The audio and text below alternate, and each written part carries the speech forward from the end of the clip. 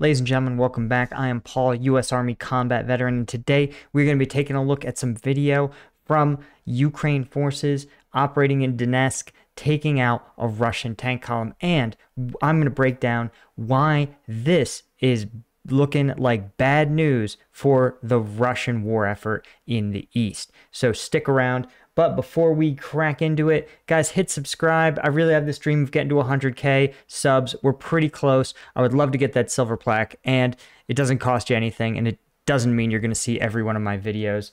So anyway, let's get into it. So right now we've got, this looks like drone footage, and this is one of the things that's continually surprised me. Okay, so maybe this is some sort of tank-on-tank battle, because it looked like there was a discharge here and an explosion here, maybe. Let's see if we can back it up just a little bit to try to get the timing. Yeah, I think this is tank on tank, right? The tank fires around and then it impacts right there. Interesting. So I can't tell if that's a Russian tank or a Ukrainian tank. So this may be force on force. But what's interesting is that it's obviously viewed by a Ukrainian drone. Another direct shot.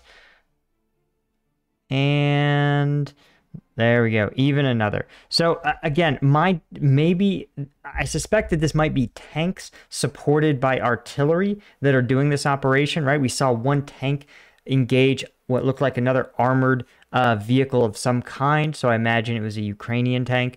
And then you also, of course, have what look like maybe artillery indirect fire engaging other tanks.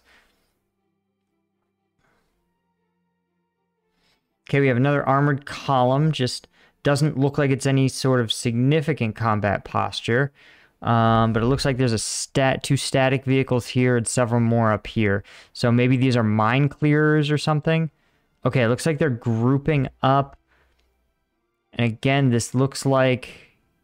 Yeah, I'm going to suspect this is a drone guiding in artillery. Because you can see there's one shot, another shot. I think they feed the artillery the coordinates of these tight clusters of tanks and are just dropping artillery onto them. I remain shocked, honestly, that the Russians, weeks and weeks into this war, are still clustering their tanks in these tight formations when it doesn't look like it's necessary. It looks like there's a lot of open space here. Even if they're crossing a dangerous area, what the U.S. military will do is they will have extensive amounts of what they call traffic control. Units will be spread out for sometimes miles if necessary to ensure that you don't create this dangerous bottleneck with too many of your forces stuck in one place.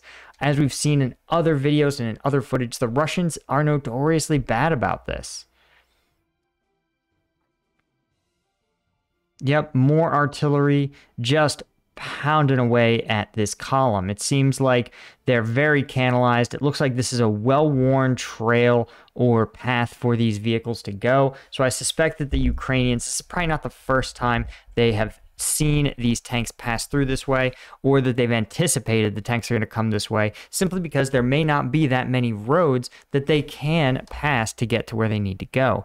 And this is the advantage of intelligence, is that if you know where your enemy wants to be, then you can reverse engineer, given the size of these vehicles, you can reverse engineer the paths they're likely to take. And if you know, for example, that there's only a handful of roads that can accommodate this volume of tanks, then you can pre-position your artillery, actually pre-aim it, so that once those tanks are in your kill zone, all it takes, it doesn't even have to be a actual infantryman. It can just be this drone here that says, hey, enemy tanks are in position. They'll call it TRP, target reference point. They'll say target reference point alpha, and they'll start dropping rounds right away. It's a very efficient way, and it is a really efficient form of combat because for the attacking force, almost none of their personnel are exposed to risk. And because of the significant aid that the Ukrainians have received, they can afford to expend material and save their men, or their fighting troops.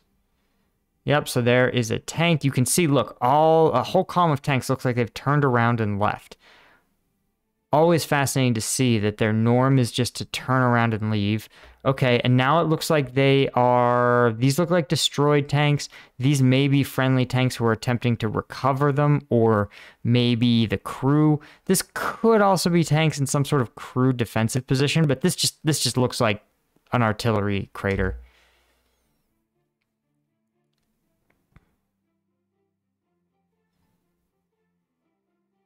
Yeah, this looks like a tank that's maybe idling.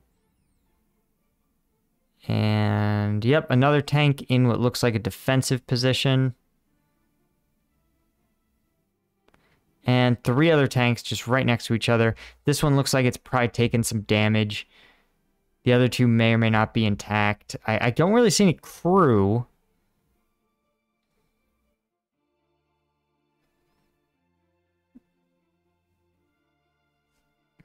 Oh, okay. So, all right. These tanks were maybe abandoned or were destroyed in this strike, but they look very intact for having eaten a 155 round.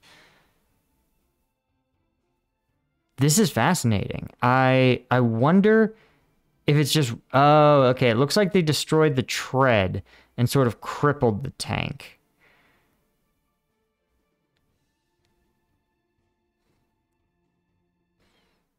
Okay, so what does this mean, right, for Russia, and why is it such bad news? Well, if you saw, like we said, the Ukrainian forces are getting very efficient. You saw their infantry didn't come in until basically they had done the entirety of the combat operation, right? Was just destroying these tanks with artillery. And then obviously the infantry is going to come in. They're going to secure the area. They are going to take out any remaining pockets of resistance, take any captives, right? They're going to do what's called a BDA, which is a battle damage assessment, where they gather intelligence and any other information that's going to be useful on the battlefield.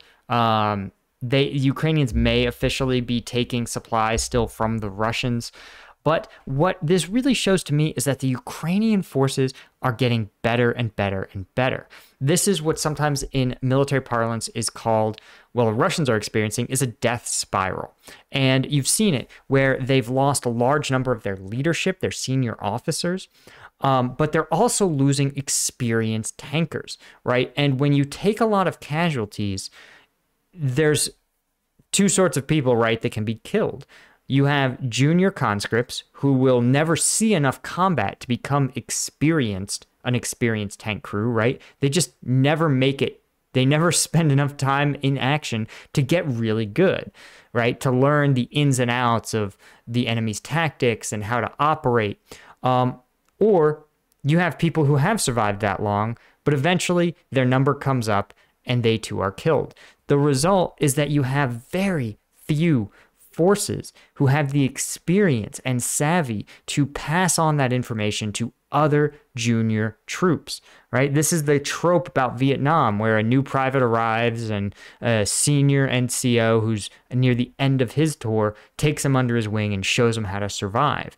That was actually not an accident. That's what the U.S. deliberately set in that policy. When I was in Afghanistan, right, we had several NCOs who had been to Afghanistan before, and we relied a lot on their knowledge of the local environment, of operations, of the risks and threats unique to that space. That's extremely useful. And when you take high levels of casualties, like the Russians have, what you end up with is you burn your troops faster than they can grow experience. In contrast, Ukrainian forces, and we see this here, their troops and their commanders and their non-commissioned officers, they're getting better because they're not taking casualties. More and more of their troops are gaining combat experience. And it means that their units are going to become way more proficient. In the United States, the data showed that the first 100 days of a deployment were the most dangerous because units hadn't set their, what we call TTPs, tactics, techniques, and procedures. But as you reach that 100-day mark, the danger facing a unit in combat dropped dramatically. Their survival rates became much higher because those units became much, much more acclimated to their environment. And we can see that the Ukrainian armed forces are rapidly having intact units reach that 100-day mark, right, where they're going to become extremely proficient. In contrast, Russia doesn't seem to be able to replenish its forces with even new green troops. So many of their troops will never reach that 100-day mark of combat. And the longer that goes on, the more that skill differential increases. So again, I think what you see here is very evolved tactics from the Ukrainian forces and basically very little tactical change from the Russian forces, which is probably, I suspect, a function of the fact that these are conscripts who are just as green as the people who first showed up in Kiev or attempted to push to Kiev. Anyway, guys, thank you so much for joining me. Again, please hit that subscribe button. Also, thanks to our patrons at Patreon. If you want some exclusive content where I do some breakdowns of combat videos that are just a little too spicy for YouTube, Patreon's the place, right? Link is in the description. All right, thanks so much. I'll see you in the next one.